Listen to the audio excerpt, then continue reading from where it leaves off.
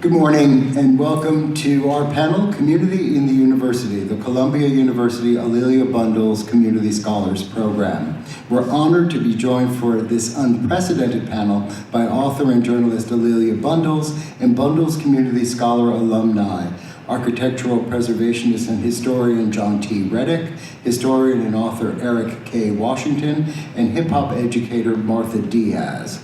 I'm George Calderaro, Director of Auditing and Community Programs at Columbia School of Professional Studies. After my brief introduction to the Bundles Community Scholars Program, each speaker will talk about their experience with and insights on the program. Bundles Community Scholars at Columbia are residents of the Upper Manhattan Harlem community who apply for and receive a 3-year affiliation with Columbia, including free access to courses and campus resources while they work on a project or skill that relates to or benefits their community. The Community Scholars Program was created in 2012 as a joint initiative of the Office of Public Affairs and the School of Professional Studies at Columbia. Bundles scholars join a growing intellectual community with other participants in the program and connect with life and learning across the university. 5 scholars are selected each year, but it should be noted that Columbia additionally offers free course auditing to over 500 residents of Harlem, Upper Manhattan, and the Bronx each semester, among other community benefits. In 2020, the Community Scholars Program was renamed the A'Lelia Bundles Community Scholars Program in honor of A'Lelia, a longtime university trustee who took an especial interest in the program. The Bundles Community Scholars Lecture Series was created in 2016 by the School of Professional Studies to provide a public forum for scholars to share their work and research with the community and greater public. Since then, we have presented 17 Bundles Community Scholars lectures and discussions on a wide variety of subjects that illustrate the breadth of scholars' projects and topics. In addition to talks by each of our 3 alumni scholars here today, lecture discussion topics include leveraging wellness to close the racial health gap, all in the games, bridging the digital divide through play, showing up, unlocking the superpower of lived experiences for innovation, and a double pandemic, risking your life for justice, protesting police brutality during COVID-19, among many other well-received scholars, projects, and programs. Now on to the panel, which I will briefly introduce. A'Lelia Bundles is the author of Joy Goddess, A'Lelia Walker and the Harlem Renaissance, the newly published and first major biography of her great-grandmother, and On Her Own Ground, The Life and Times of Madam C.J. Walker, a New York Times notable book about her entrepreneurial great-great-grandmother. John T. Reddick is an architectural preservationist, historian, Harlem Renaissance, and an inaugural class member of the Bundles Community Scholars Program. His continued research and work on a book profiling Harlem's Black and Jewish music culture, Ragtime to Jazz, 1890 to 1930, and recently drew from that work in his collection to curate and mount a recent exhibition illustrating Tin Pan Alley, Ragtime to Jazz at the Society of Illustrators. Martha Diaz is an award-winning social entrepreneur, media producer, educator, archivist, and curator committed to advancing social justice and equity through hip-hop culture, media, technology, and storytelling. In 2010, Martha founded the Hip Hop Education Center. And finally, Eric K. Washington is an independent scholar, public historian, and author. His tenure as an A'Lelia Bundles Community Scholar, 2014 to 2017, sparked the research for his acclaimed book, Boss of the Grips, The Life of James H. Williams and the Red Caps of Grand Central Terminal. We'll first turn to A'Lelia to discuss the story and evolution of the Community Scholars Program to the A'Lelia Bundles Community Scholars Program and whatever else she'd like to discuss. Following A'Lelia, our 3 scholar alumni will discuss their respective projects and experience at Columbia within and beyond the program, as well as any other thoughts. A'Lelia? Good morning, everybody. Good morning. And thank you again. So this is just wonderful to be with you all because I love the community scholars. The Columbia Community Scholars Program grew out of an intention for Columbia University to embrace the Harlem and Uptown communities as the campus was expanding to Manhattanville, really doubling the size of the Uptown campus. President Lee Bollinger, the trustees, the university leadership, and even Renzo Piano, the architect whose firm designed some of the early buildings on the Manhattanville campus, wanted to convey openness and receptivity to the community. There also was a desire, I think we should say, to make amends for some of the missteps of the late 1960s when another campus expansion was met with community opposition. The Community Scholars Program was one of the many formal parts of a formal community benefits agreement that involved jobs and other educational opportunities for Columbia neighbors. As George has said, more than 500 residents of Uptown participate in classes at Columbia. So a community benefits agreement formalized that intention. When the first 5 community scholars were selected in 2013, no one could have fully imagined that it would have evolved into a 12th cohort with almost 60 participants. This morning, we're going to hear from Eric K. Washington, John Reddick, and Martha Diaz, as George told us. What you'll see is that the Columbia University community is fortunate to be able to claim them and to include them as colleagues.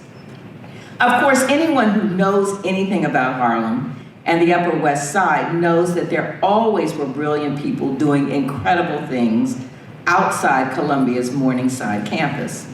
During these last 12 years, I've been blown away from Deborah Ann Bird's one-woman performance of Othello and inspired by Chris Pellettieri's Stone Carvers Academy.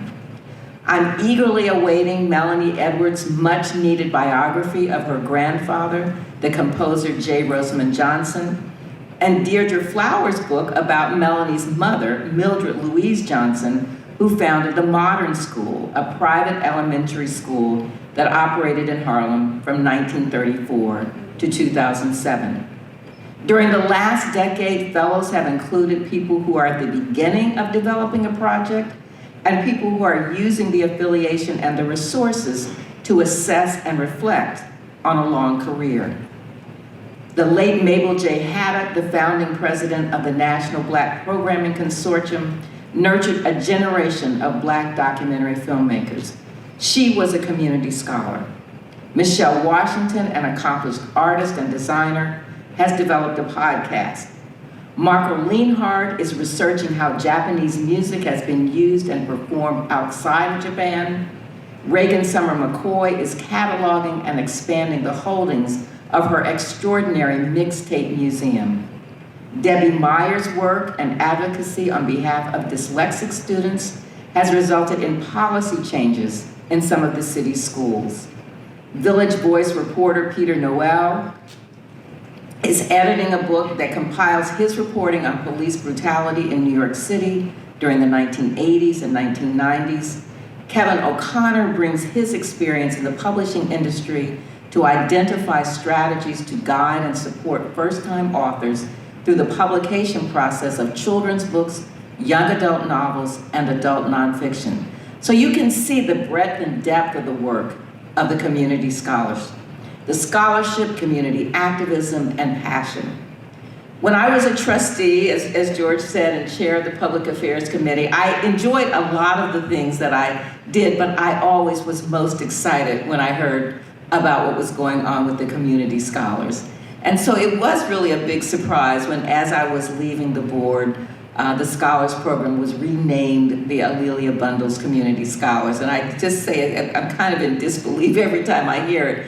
But it is a joy for me because I know how much Columbia has benefited from the relationships with the scholars and also how much they are benefiting from the relationship. So I'm very excited, as I always was when I sat in the room with the Public Affairs Committee, to hear from the community scholars. Well, my name's John Reddick, and I was in the first cohort of the community scholars. And I came to live in Harlem in the 1980s with a background in architecture. I lived particularly in the West Harlem community. And you can see from this image, that I was looking at the architecture of that community and really beginning to do tours and appreciating how much that architecture was the backdrop of the Harlem Renaissance. It was new architecture, it was built on the Beaux-Arts model, the white boulevards, the European style architecture. And here you can see a glimpse of Morningside Park and the construction of what would be St. John the Divine and the Columbia campus to the north.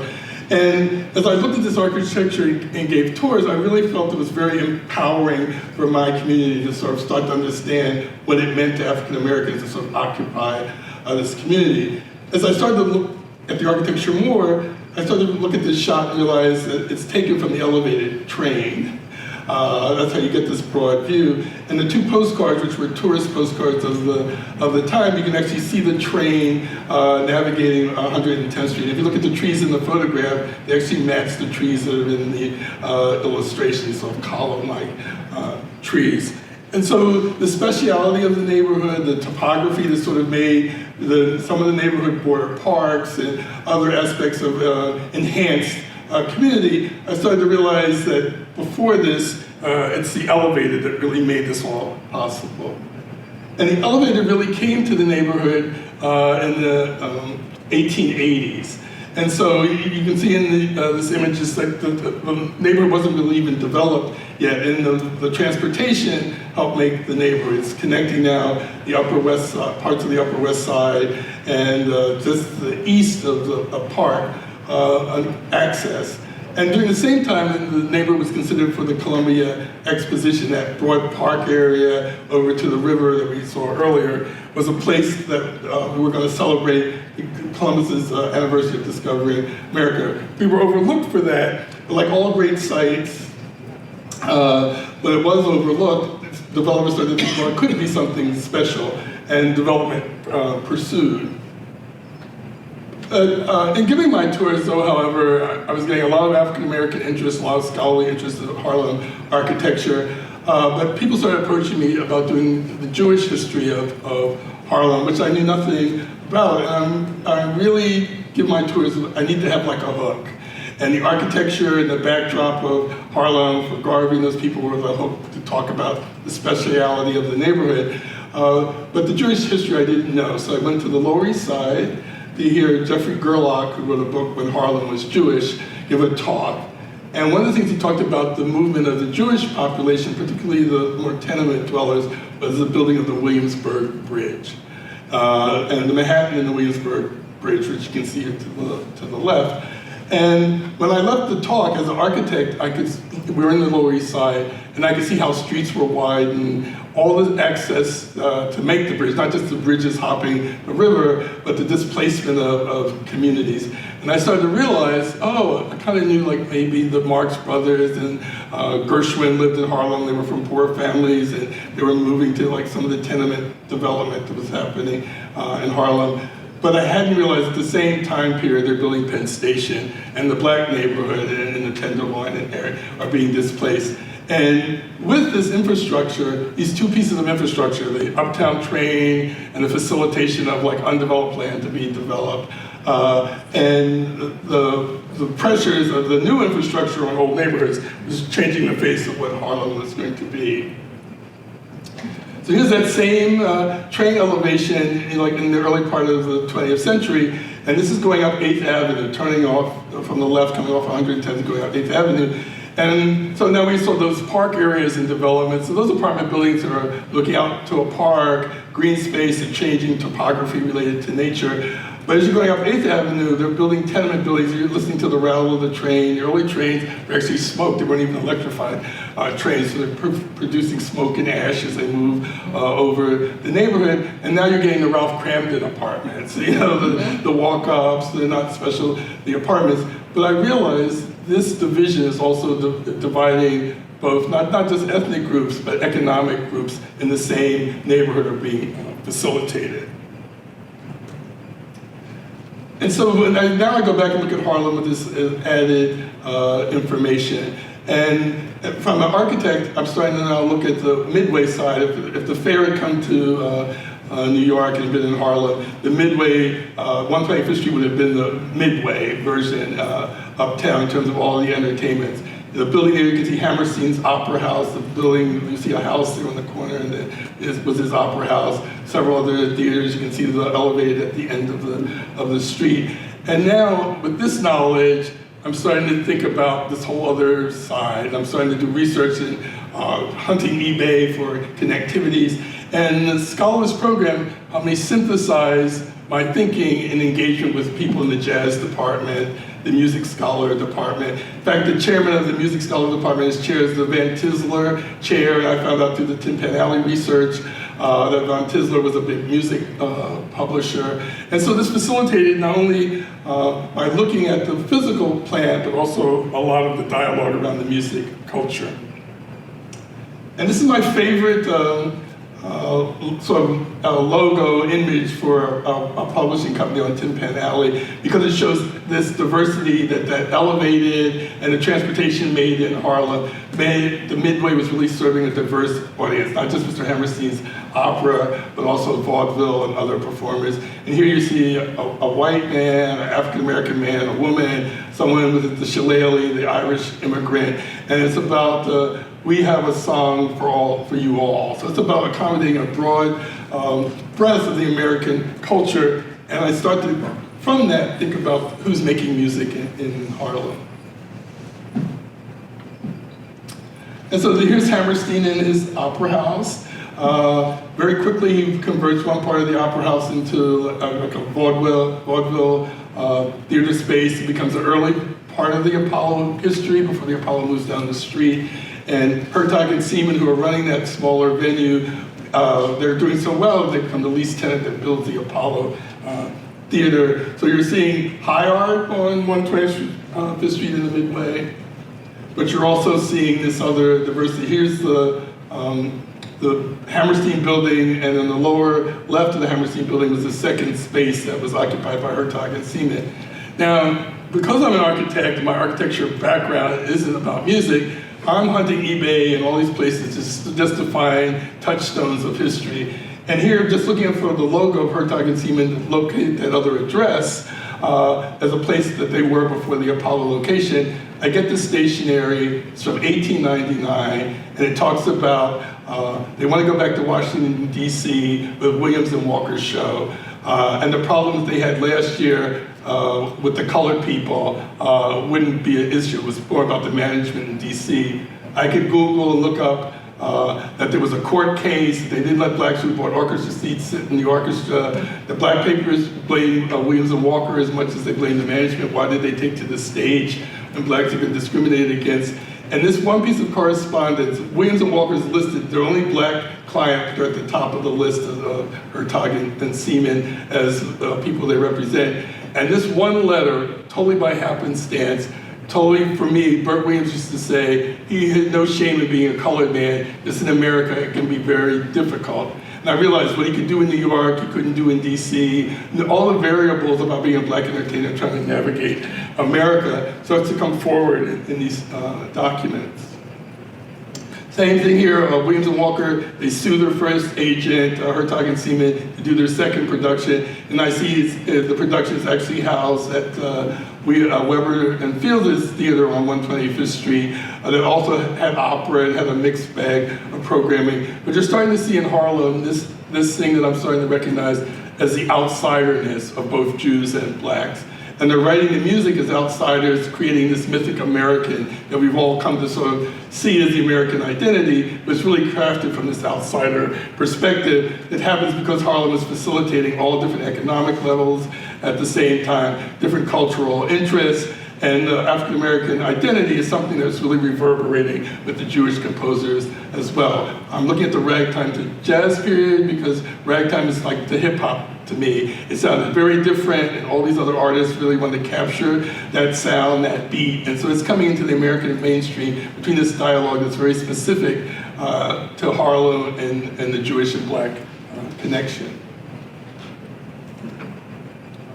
And so as I take all this information and bring it to the Scholars Program, I could see the other contexts, how it was really reverberating with intellectuals around music, which was not part of my background, but I could see how the physical, the infrastructure of the city, certain things that we would think were happenstance are really bringing together ethnic diversity, economic diversity, and in proximity with a changing technology.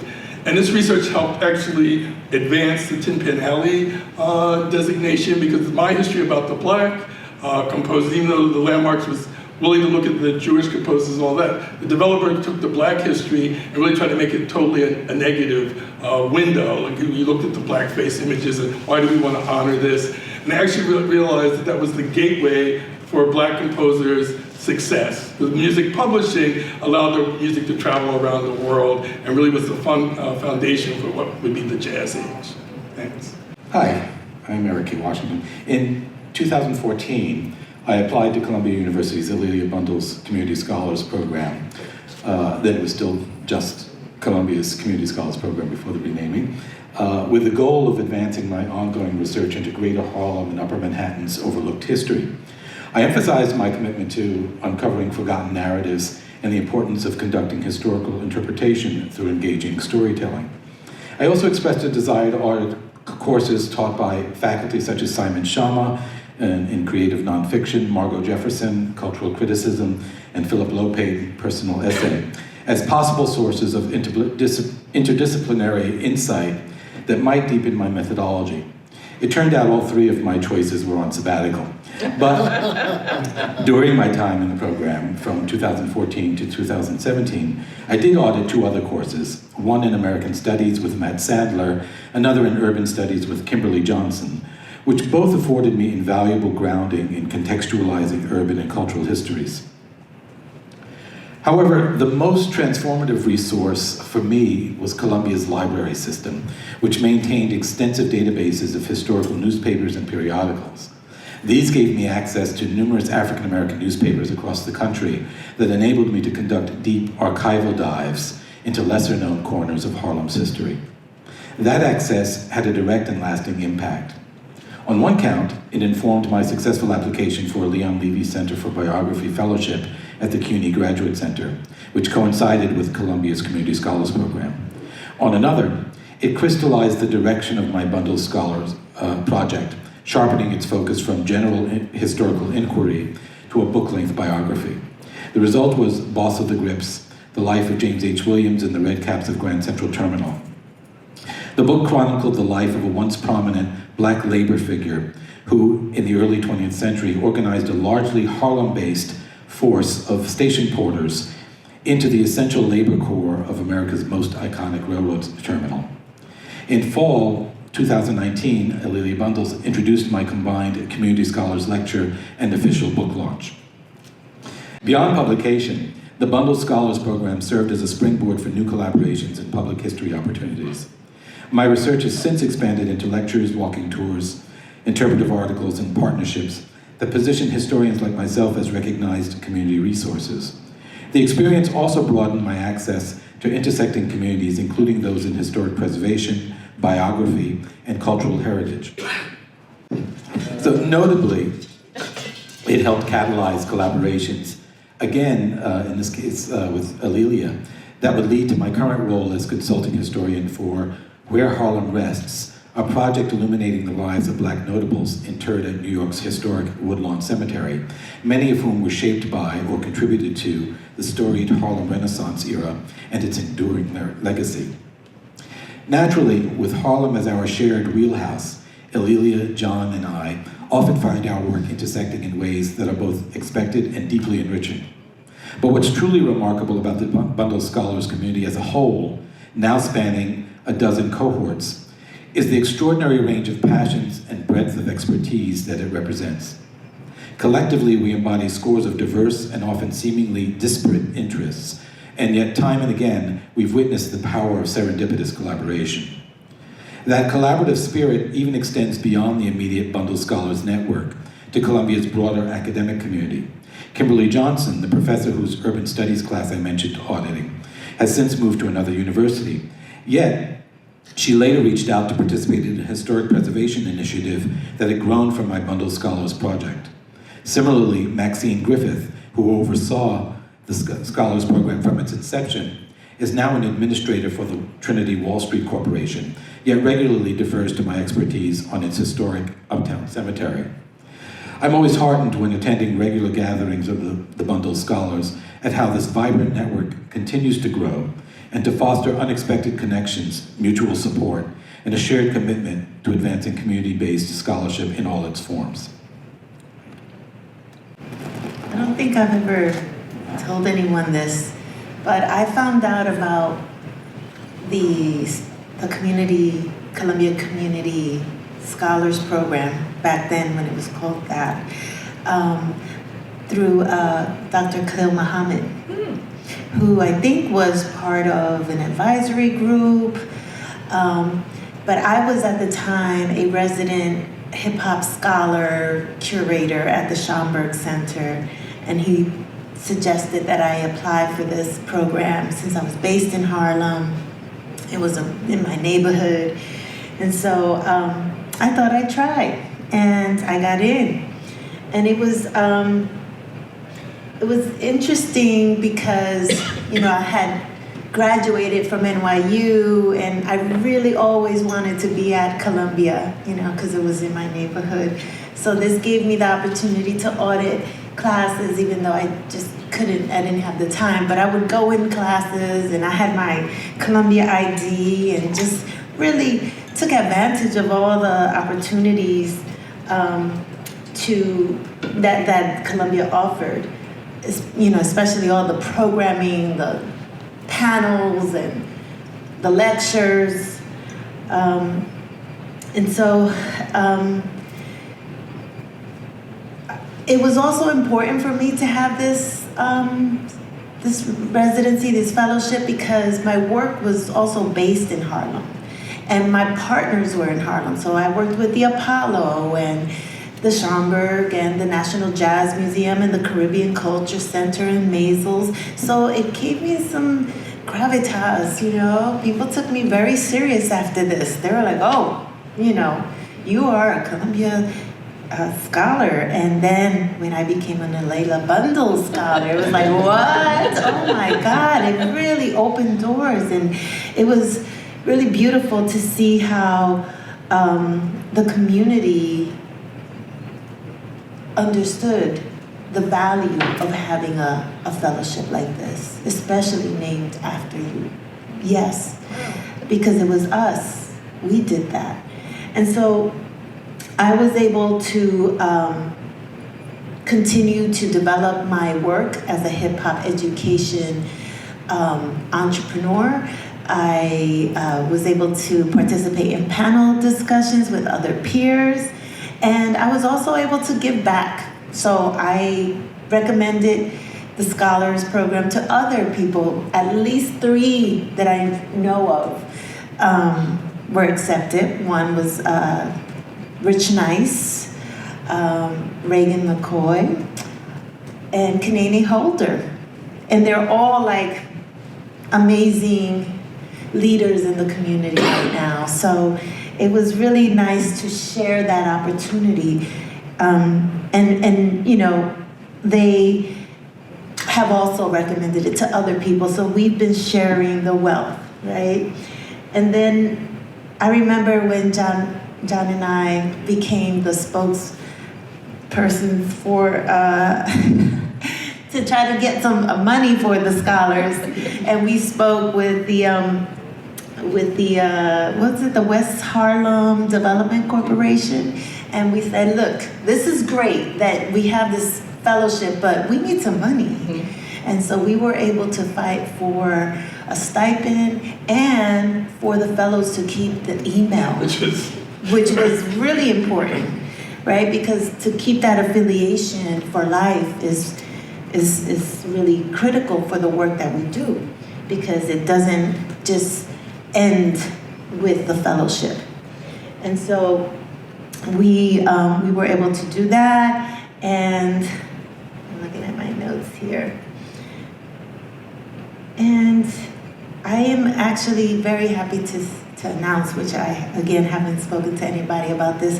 But when I started the fellowship, my mission was to turn my Hip Hop Education Center into an online portal that would be the central location for anyone who wanted to learn about hip hop education. And I'm proud to say that after 10 years, I'm finally launching this platform under the name of Hip Hop Communiversity. And it will launch in June, a soft launch, and the hard launch in September, where teachers, students, scholars can find everything from archives to lesson plans to a calendar of events. And that happened because of our work, my work here as a fellow. So I'm very grateful for this. All right, so I almost started crying.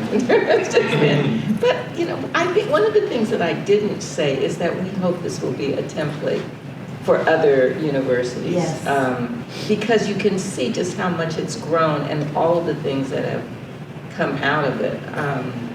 And I'm just listening to the friendships that have been created, Yes. the collaborations that have happened. Yes. You know, what are some of the examples of collaborations? You've already mentioned a couple, but other things that you all have noticed in terms of things that have grown out of this? Well, I think it's like for community people, I think it gave a voice and a connection to an institution. And I have this feeling, I would say like, our reparations are already deposited in some of these places, and here's a chance for us to sort of maneuver in a certain way and give a broader view of like what access might possibly be. So like we talked about the email thing or whatever, you don't even think about it until you're there and you realize now they're responding, oh professor or whatever, you're getting a kind of lift to people engaging what you're doing through these other kinds of connections. And then because it is from community, there is this natural network amongst us already in terms of kind of knowing each other, having some similar references and access points that really overlap. And you mentioned before we started the panel, that you were involved in some of the planning, the early planning, and that the initial idea was that this would sunset itself. Yeah, but sunset itself right around the time the first couple of buildings were done. So explain that a little bit. I think, I forget what the sizable cohort was for the first year, but each year there would be one less person, and at the end of like 5 or 6 years, it would just be an ended program. And I think they started this to complement the players that were in that first wave of the organization. I think they saw they were getting like worthy candidates. They started broadening, it was just West Harlem initially, they started to look at broader Harlem as a collective for the players, but I think they saw they could do something kind of edgy, it was like, it still had the tag community, so it was something sort of outside the university, but I think to our credit is that we leverage what the university could bring to our identity to take it into other arenas. So Tim Penale, or to be able to go testify, do things as a scholar within the community that sort of recognizes that place. I think it leveraged two sides. And I think in the age that we're living in, with the advantage of having social media, where a lot of us, Martha, John, and myself, who were doing things, we would tag Columbia, or, or Columbia, or on our bios or whatever, we would always mention, that we were part of the Community Scholars Program. So who's ever collecting Columbia's social media, they're seeing themselves mentioned all the time. Plus, people would ask us, how do I apply? So they must have been getting, inquiries, for applications constantly. So I think there was another incentive for them to rethink, sunsetting it or, I was going to sunrising say, it. my AI identity is totally elevated to them sort of pulling information, and all 90% of it is like the Columbia information and stuff that's up online about us and everything, sort of helped create my profile independently of me doing it. I mean, and you all would have been doing the things that you're doing whether you've been here or not, but this just gave you a different platform. I think it elevated it. For me, just the other people, the higher peer level. You're not just a community person doing something. There's a kind of sense that you appreciate what scholarship is. It's a kind of rigor. I always say, like, I'm sure there were artists better than Basquiat and some of the others doing hip hop, but they understood how to do the language. You know, Basquiat didn't waste time, you know, tagging Uptown. He was tagging Andy Warhol's face. I mean, it's like, and part of it, that's the reality of the marketplace. It's a kind of reality of the marketplace, whether you like it or not. Our lives have limits, and so within the limit of your life, you might want change, but within the change, you still have to figure out how to operate, to elevate what you're doing, and I feel like it did that for us. Yes, I would agree. You know, there are a lot of hip hop scholars at Columbia, and after, you know, I got my fellowship, I felt like I was at par with them, and I could have these conversations with them, and they would invite me into their classrooms, and so it really amplified the work. And we're still active. Like we love the convenings. You know, whenever there's a Zoom, we try to, you know, come together as a family, because we know that we can help each other, and we're constantly sharing resources and events, and you know, and I know we're celebrating our 10th anniversary. We celebrated our 10th anniversary, and even today, you mentioned the person that's trying to conduit people doing their first book. And in my mind, okay, I got to go research him and have a conversation. So there is these kind of internal resources amongst us as well. yeah, that's why we need a book. Right. So, you know, when you're thinking about advice that you might give to other universities to try to start this, what would you say needs to be a part of it? Just look at our template. Like Yeah, I think it is an excellent template, and so you kind of look how it started and the size, and sort of what the breadth of the candidates were. And I think the candidate quality in the beginning starts to attract other types of people. So looking at people who really want to engage in some way the university world, you know, good or bad, that they want to sort of be in that sphere and meet with some of the players already part of that university, and then grow sort of an independent university in terms of that other group. And being able to audit classes, just to be able to engage with the professors. I'm sure all of the universities have a kind of core identity that the community kind of sees. Maybe they like the identity, but they see a facet that they think the colleges are looking at. And I think we help bring that to the college. George, you know, in terms of the application process and some of the outreach to other parts of the university that are supporting this, how does that work? Well, we work closely with the Public Affairs Department, which has a communications function, and indeed it's called Columbia Neighbors. So the call goes out with them, and then we also promote it in the community to the community boards and social media and our networks. And right now we are receiving applications for the next cohort. And then there's a committee, John is on it, and various people from around the university and a couple people outside the university to help and give an informed, well-rounded review of potential scholars.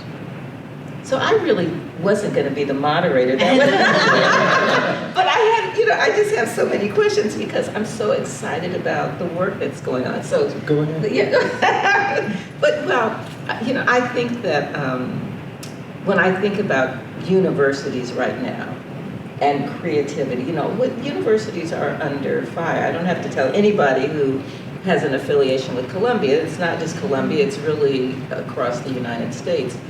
But the fact that this started with 5 people and there was a thought that maybe this won't last, it'll peter out, there won't be enough people to participate, and that it has instead grown, it does give me some hope about this moment that we're in, because our creativity will continue, our scholarship, our inquiries will continue. So talk a little bit more about what's going to happen with the new website. Well, that's actually a good connection to the universities. We're finding out that a lot of the faculty in different universities want to give back, and they want others to audit, people outside of the university to audit their class, to have access. And so I'm building these relationships with these faculty members so that we can offer the courses online for free. Now, if they want credit, they would have to pay a little bit more, but they'll be able to. We're also going to just have free webinars and just resources. We're building a K through 12 hip hop education guidelines. We're calling them guidelines because we don't want to say standards. You can't put a standard to hip hop, right? We will break the ceiling, and so that's the first time that hip hop will be required to study in the United States in public schools. And so we're teaming up with the National Association for Music Education, who actually create the music standards to include hip hop. So that will be baked into the community where teachers can create lesson plans and they'll have the guidelines to help them build up the competencies, right? And then we're just also working with corporations now. I've always been like, the corporations, but they need to get back to it. So we're working with tech companies that can give some of this equipment to the teachers to use in the classroom, because we're in the 21st century and technology is advancing and young people need to have access to that. So we're using the platform in many ways to give access, to give resources, to technology, and a lot of people who are no longer working, who are just retired, they want to also give back. Our hip hop pioneers are still very active, and they want to share their story. And the last thing we're doing is building an archive, a community archive, because we have a hip hop museum in the Bronx, we have a National Hip Hop Museum in DC, Ithaca has Cornell's Hip Hop Archive, which is the largest hip hop archive. The Museum of Graffiti in Miami. South Africa has the Hip Hop Museum. There's museums popping up all over the country, the world.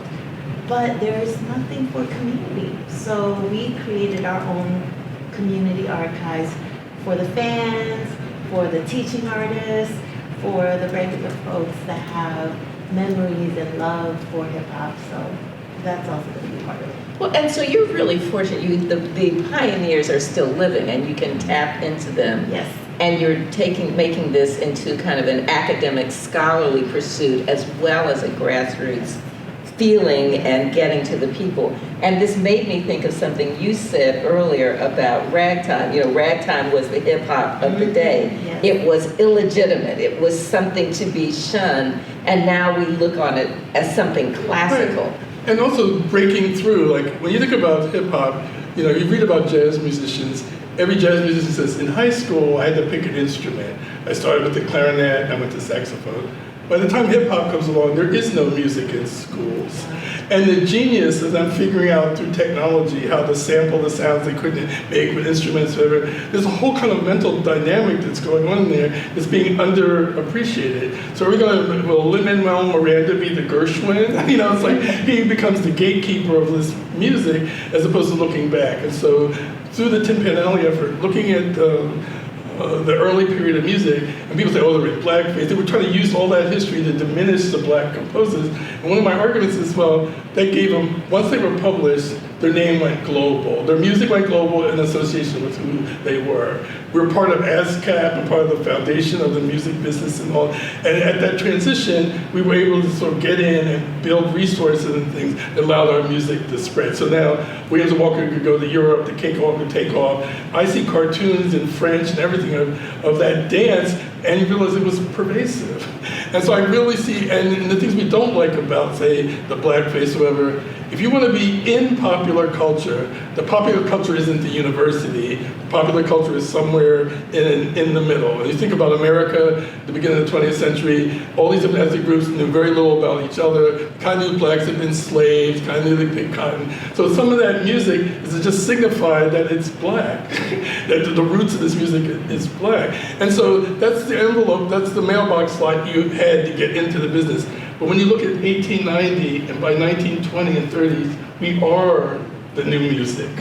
And I feel the same way about hip hop. And so all those guys didn't go to jail or whatever. I would think like, if you did hip hop and went on the stage of the Apollo in a tuxedo, would have been booed before you got off the stage because you weren't in the drag of the performance. And I saw the blackface, that was the drag of the moment to get in. And once they were in, they did amazing things. They transformed American music. That's the way hip hop transformed American music. And so Donald Trump or somebody could take that identity of hip hop and just drag it to the negative, and all the genius goes away. And I think we have to figure out through the community kind of efforts that balance. How do we tell this story so the truth is engaging because it is the truth?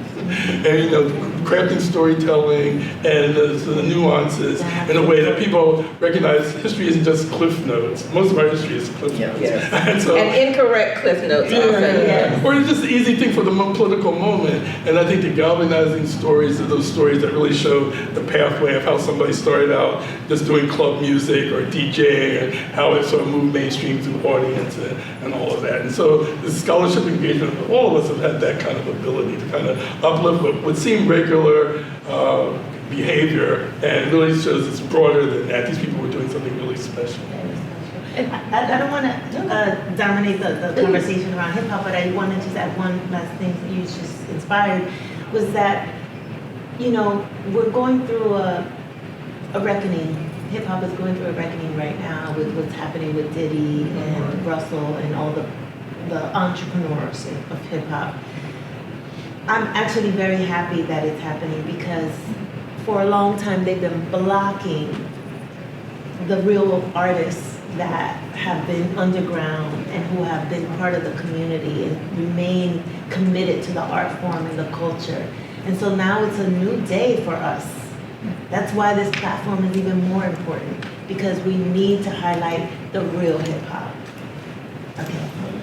Well, but each of you came to this with your own ideas. I want to ask you about architecture, but first I want to ask Eric. I mean, you were already doing some of the preservation. You were already looking at the neighborhood. So what was your initial interest? And now it's expanded into all kinds of other things. Talk about how you started and then how you expanded these ideas. Yeah, I was already doing public history things, walking tours of the neighborhood, interpretive signage on West Harlem Pierce Park, but always having a sense of being an outsider. And I think when the Community Scholars Program came to my attention, I think I wanted to be a part of that, to be sort of kind of validate what I was doing as being academic worthy, but also to get ideas. Am I doing things the right way? Are there better approaches? What kind of collaborations can I make? There are professors there. There's a lot I can learn from them. So I had already done a neighborhood history book on Manhattanville, Old Heart of West Harlem. I was known for is that here? We got tech flying in our faces. Right. Okay, so you were already doing doing that. I sort of highlighted. I had just moved in 2002 to where I am now, a block away from Trinity Church Cemetery. That became a new sort of field of study, because they had 5 notables on their brochure, which begged the question for me, like, how many people are buried here? They said about 24,000. And so I thought, okay, I've got a new job. Work to do. So I ended up becoming, probably their foremost researcher. Say, I think you ought to know that you got this mayor here who was an abolitionist, or so and so. So I did come already with a portfolio, as it were. But it was the idea was attractive to me, because I thought I could learn more here, and also the whole thing of getting the email. So a lot of people who I would approach with, and I'm still on AOL at the time. It's like you check it out, no mail for today. But people actually responded to your emails with, and apologized. And really, right. I don't want anything. I just want to see if you'd write back. So it had those kind of advantages. that I thought were worthwhile, and I was able to build on that. And Eric wouldn't want to say he was a historian. You said, well, I'm not really officially a historian. And I think the Columbia program really gave him ownership and an identity in a bigger way. Yeah, because those things are so loaded. Is it, am I a historian? Am I a scholar? And actually, it was a mutual friend, the late Christopher Moore, who was a scholar in residence at the Schomburg.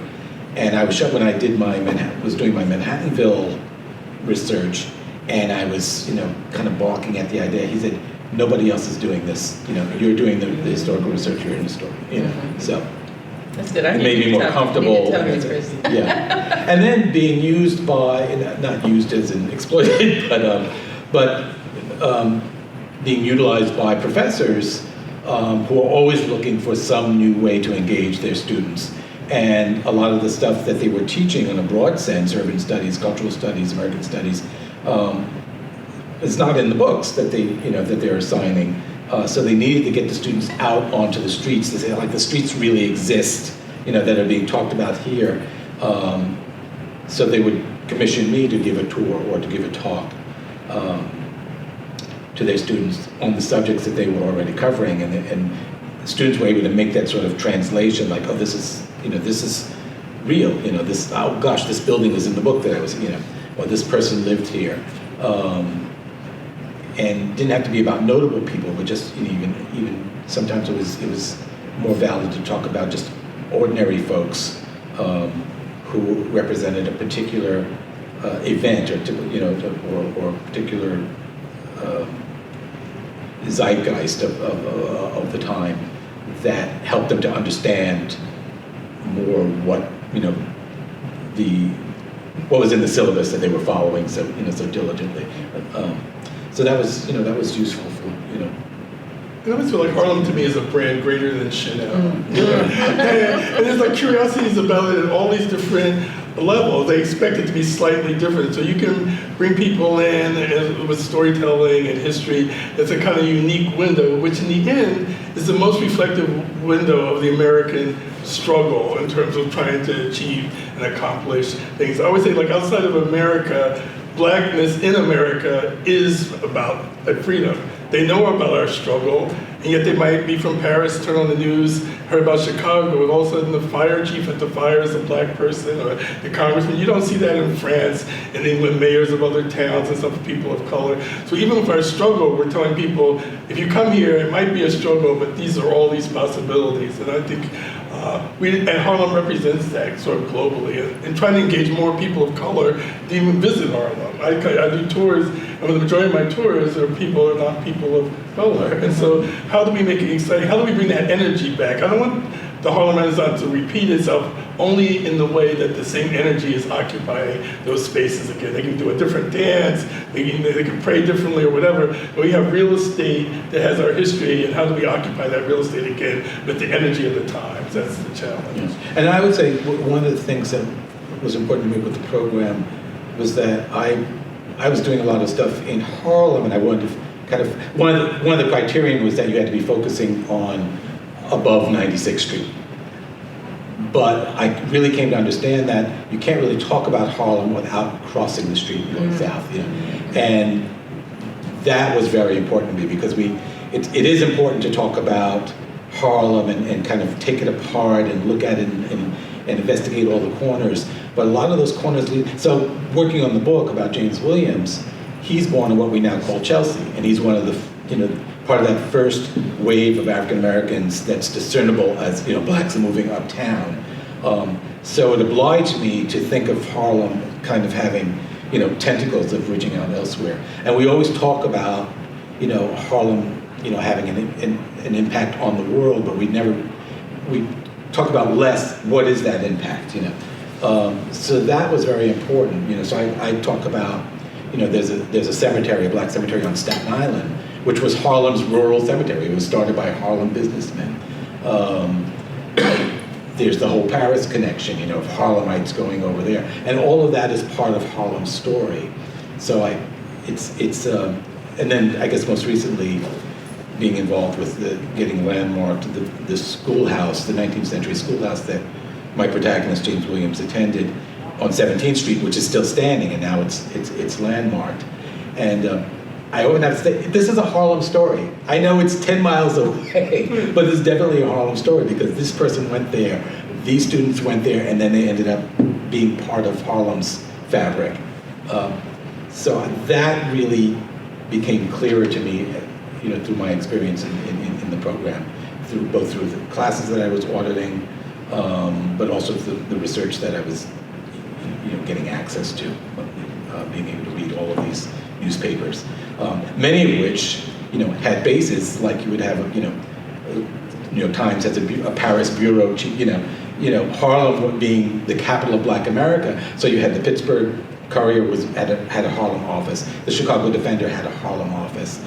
So it's naturally, sort of flexing beyond the borders of what we perceive as the geographic borders that we perceive as Harlem, and it really is spreading across, Right, so you all have brought your own intellectual rigor to this and expanded the vision. So as we get near the end of our session, there are two things that I'm curious about. You can reflect on one or both of them. What would you change or add to the program?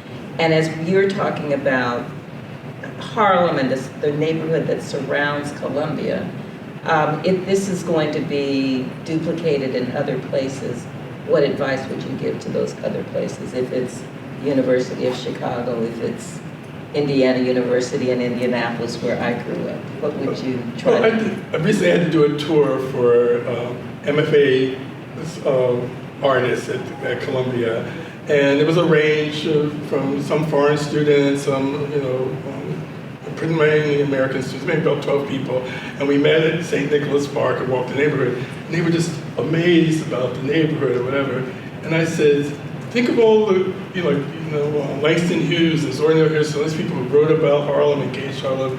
I said, now you're here for 4 years, and you never went out to draw the neighborhood, or I could see the color leave their face. It's like the fact that the college did not promote more about this great resource. They're on the shore of this really great resource and really encourage more adventure in the community, more engagement in the community. I think it could be stronger. And I was on the president's committee at the college several presidents ago before I going to thinking about what the college is going to do responding to, the slave histories and the resource history.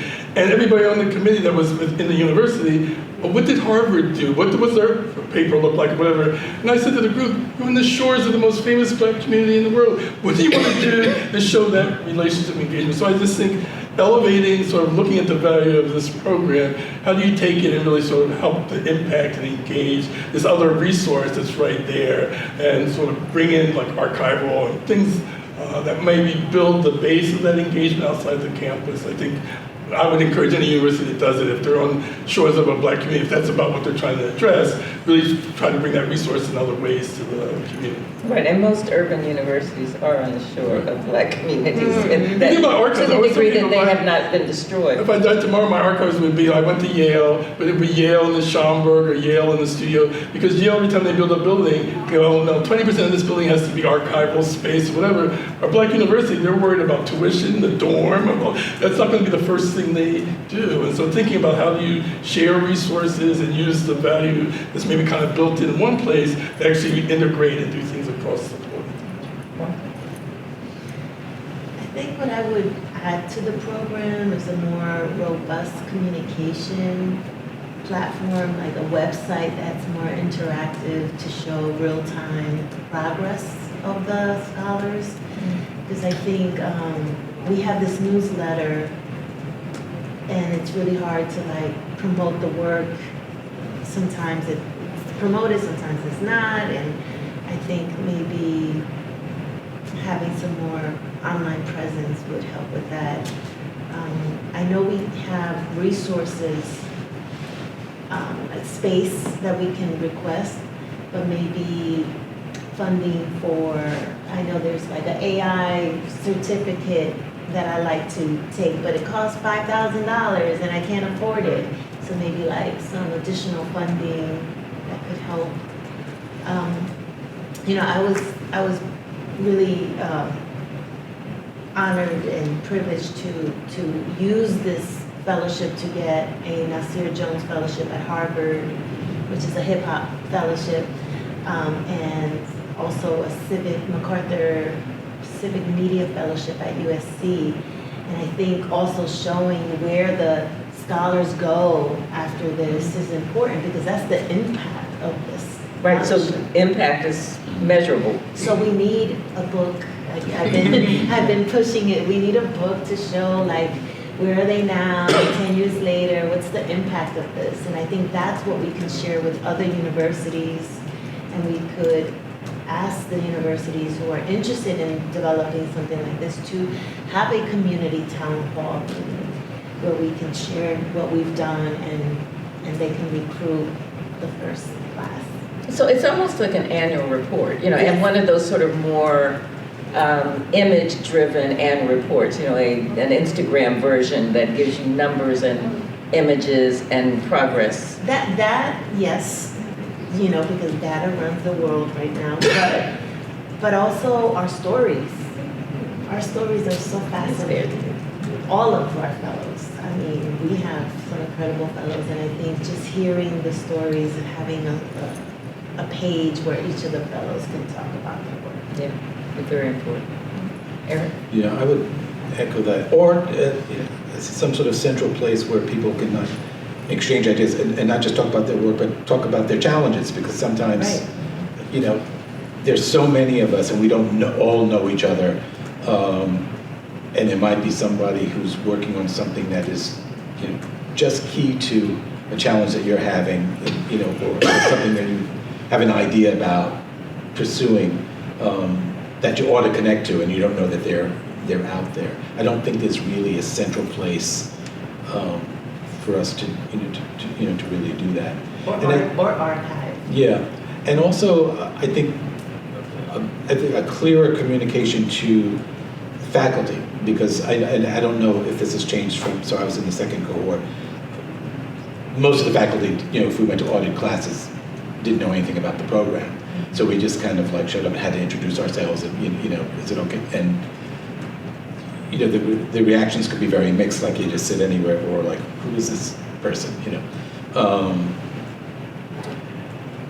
And I think a stipend is essential for people who really want to invest in auditing classes. It is an investment because you don't want to just audit by just sitting in the corner. You know, most of us are of a certain age, so you know who's the old guy sitting in the back there. So you want to buy the books and you want to participate, and it's costly. You know, even the transportation getting there. You know. And you want to be engaged. It is the value to the class. They do realize you're not one of them. You know, you're not a student in that sense. And so they realize you're there for another purpose. And we also feel like we have a kind of perspective to offer, that we bring something else to the class. And so you really, like you say, you want to be prepared and show up, you know, be present, and that takes time and resources. Yeah, well, you're in some ways a professor. Yeah, you are. Yeah, Because you're bringing up things, we're asking questions, and you know, or things that that generation's talking about that I didn't know about, but I realized, did they know that this has a link to something else? So George. Well, this was tremendous. I wonder if anyone has any questions? No? Thank you all for coming. And this edited video will be on the Bundles Community Scholars site, as well as the SPS site. If you'd like to reference it or refer anyone to it. Right. And that goes for all of you. Thank you.